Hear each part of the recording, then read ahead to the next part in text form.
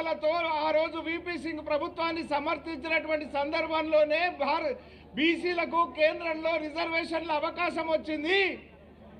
బీసీలను తొక్కిపెట్టినటువంటి కాంగ్రెస్ పార్టీ బీసీలను మభ్యపెడుతూ చేసినటువంటి ఈ తీర్మానాన్ని బీసీలు ఊరుకోరు, మీ మెడలు వంచుతారు అనేటువంటి మీ వంచనను మెడలు వంచి సమాధానం చెప్తారు అనేటువంటి విషయాన్ని సందర్భంగా తెలియజేస్తాం.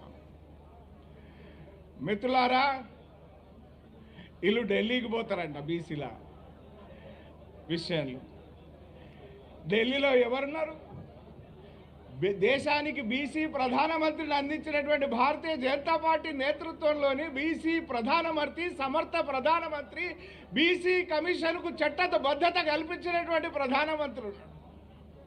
అరే, బీసీల అభ్యున్నతి కోసం విశ్వకర్మ అటువంటి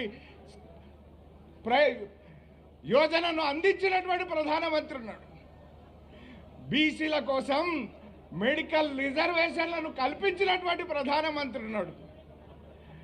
మరి అటువంటి ప్రధానమంత్రి దగ్గర మీరు మోసపూరితమైనటువంటి ప్రతిపాదన, చిత్తశుద్ధి లేనటువంటి ప్రతిపాదన, నిజాయితీ కొరవడినటువంటి ప్రతిపాదన, మీరు మీ మనసులో ఉన్నది ముస్లిం రిజర్వేషన్, మీరు ముందటేసుకున్నది బీసీ రిజర్వేషన్.